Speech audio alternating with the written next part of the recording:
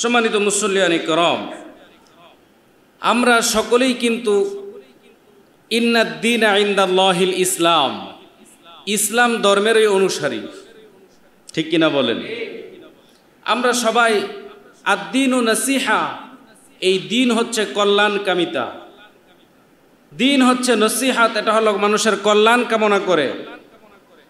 প্রিয় মুসল্লিয়ানে করম, এই দিন অর্থ হলো কর্মফল, এই দিন অর্থ হলো আনুগত্য, দিন অর্থ হলো ঈমান, দিন অর্থ হলো শরীয়ত। তাহলে আমরা যেই দিন বলি, এই দিনের অনেকগুলো অর্থ আছে না নেই?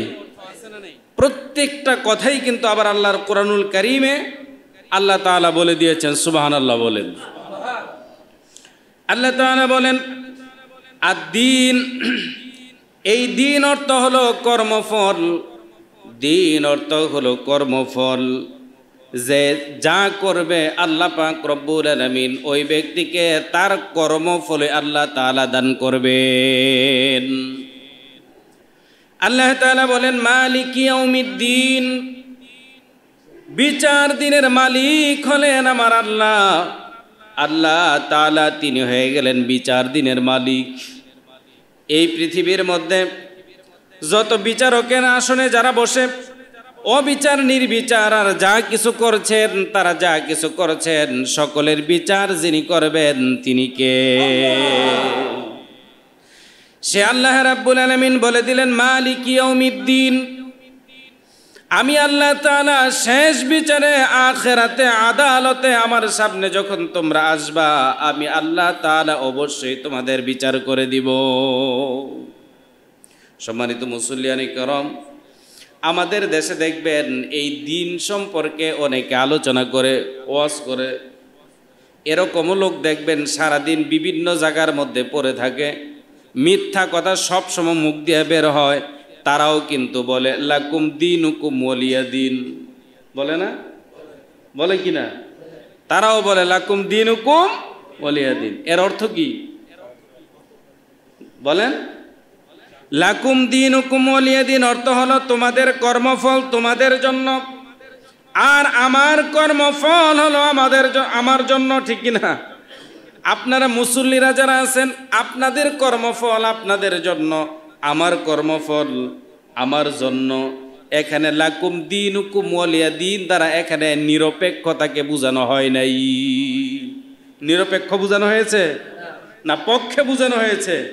এখানে পক্ষের কথা বলা হয়েছে, এখানে নিরপেক্ষর কথা বলা হয় নাই। সম্মানিত মুসল্লিয়ানে کرام, এই দিন অর্থ হলো আনুগত্য, দিন অর্থ আনুগত্য। সেই আনুগত্যটা আমরা কার করব? আল্লাহ এবং তার রাসূলের, ঠিক কিনা? আল্লাহ তাআলা বলেন ওয়ামা উমিরু ইল্লা লিয়াবুদুল্লাহা মুখলিসিনা লাহুদ্দিন। সূরা বাইয়ানার মধ্যে আল্লাহ তাআলা বলে দিলেন ওয়ামা উমিরু ইল্লা লিয়াবুদুল্লাহা মুখলিসিনা লাহুদ্দিন। আল্লাহ তাআলা বলেন তারা তো আদিষ্ট হয়েছিল আল্লাহ তাআলার আনুগত্য করার জন্য একনিষ্ঠভাবে। আল্লাহ তাআলা আমাদেরকে এই পৃথিবীর মধ্যে কেন প্রেরণ করেছেন? আমরা যাতে করে একনিষ্ঠভাবে শুধুমাত্র একমাত্র কেবলমাত্র আল্লাহ পাকের দাসত্ব করি, অন্য কারো নয়, ঠিক কিনা বলেন? আমাদেরকে আল্লাহ তাআলা কেন প্রেরণ করছেন?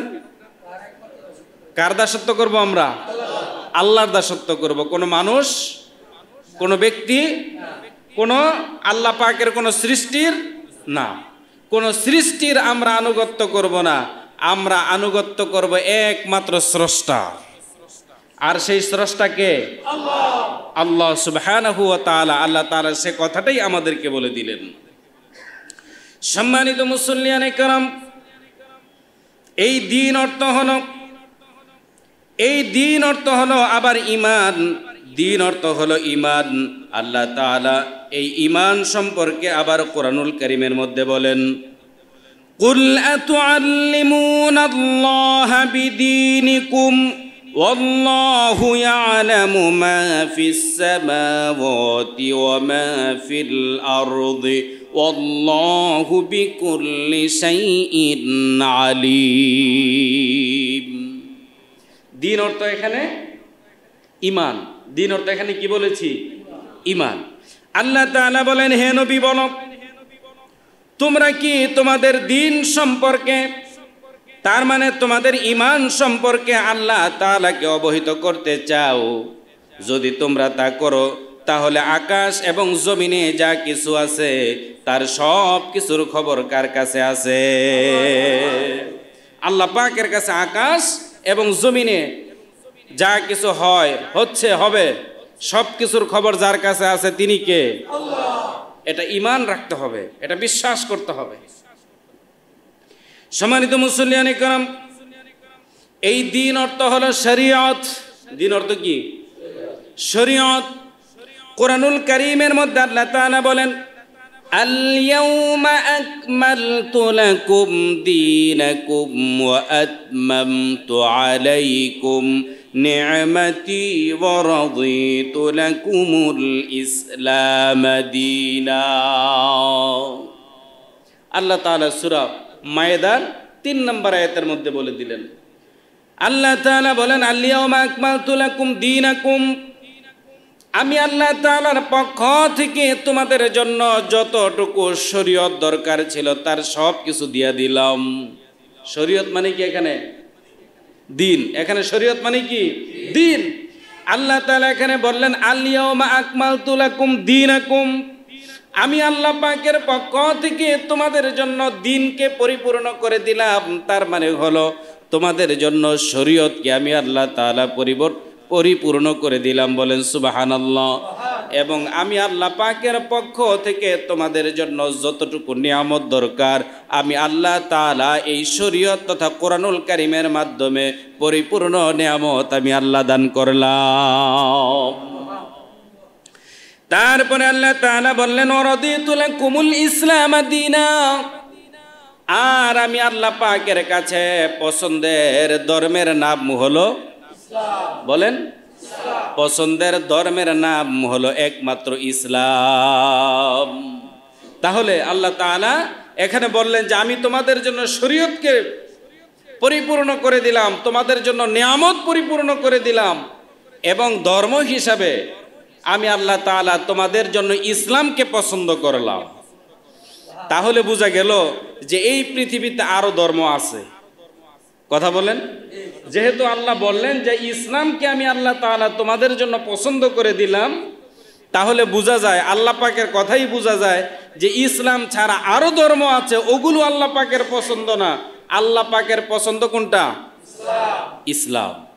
এই ইসলাম যেখানে আছে, ইসলামের কথা শুনলে আবার অনেকের মাথা ব্যথাও আছে। আছে না? মাথা ব্যথা আছে, অ্যালার্জি আছে, কত কিছু ইসলামের কথা শুনলেই এটা যেন তাদের কাছে একটা বিষ ফোঁড়ার মতো মনে হয়। অথচ আল্লাহ তাআলা বলে দিলেন আমি ইসলামকে তোমাদের জন্য আমি আল্লাহ তাআলা পছন্দ করে দিলাম। অতএব তোমরা যা কিছু করবা এই কোরআনুল কারীমের শরীয়তকে তোমরা মানবা, এই কোরআনের নিয়ামতকে তোমরা ধরবা, আর ইসলামকে তোমরা পরিপূর্ণভাবে মেনে নিবা। সুবহানাল্লাহ কোন। সম্মানিত মুসল্লিয়ান কিরাম, পৃথিবীর কোন আইন দিয়া কোরআনুল কারীমের ভুল ধরা যাবে? পৃথিবীর মানুষের তৈরি করা যত আইন কানুন নিয়ম নীতি আছে তা দিয়ে আল্লাহ পাকের এই কোরআনুল কারীমের ভুল কি ধরা যাবে? ধরা যাবে না। বরঞ্চ এই কোরআনুল কারীম দিয়া মানুষের যত রকমের ভুল ত্রুটি আছে তার সব কিছু সংশোধন করে নিতে হবে। ঠিক কিনা বলেন? এই কোরআন দিয়া মানুষের ভুল ধরা যাবে, আর কোরআনুল কারীমের কাছে এসে তাদের ভুলগুলোকে স্বীকার করে তওবা করে ইস্তিগফার পড়ে তারপরে তারা তওবা করে সংশোধন হয়ে যেতে হবে। যদি সংশোধন হয়ে যায় তাহলে তারা ইসলামের ভিতরে প্রবেশ করলো, আর ইসলামের ভিতরে যারা প্রবেশ করলো তারা ঈমান আনলো, আর যারাই আল্লাহ পাক রব্বুল আলামিনের প্রতি ঈমান আনলো তারা আল্লাহ পাকের আনুগত্য করা লাগবে, রাসূল করিম সাল্লাল্লাহু আলাইহি ওয়াসাল্লামের আনুগত্যই করা লাগবে। অন্য কোথাও যাওয়া যাবে? যাওয়া যাবে না। সম্মানিত মুসল্লিয়ানে কেরাম, এই জন্য আমাদের এই দিনের উপর থাকতে হবে। দিন মানে আমরা দিন মানে কি বললাম? যে দিন মানে হলো কর্মফল। আমাদের কর্মফল হবে ইসলামী তরিকায়। কোন তরিকায়? আল্লাহ তাআলা যেই তরিকা পছন্দ করেন, রাসূল করিম সাল্লাল্লাহু আলাইহি ওয়াসাল্লাম যেই তরিকায় চলেছেন এবং যেই তরিকায় চললে রাসূল করিম সাল্লাল্লাহু আলাইহি ওয়াসাল্লামের সুপারিশ পাওয়া যাবে, ওই তরিকা, ওই পন্থা, ওই কর্মফলে আমাদের কি করতে হবে? কথা বলেন ঠিক কিনা? আল্লাহ তাআলা আমাদেরকে মানার তৌফিক দান করুন, সকলে বলেন আমিন।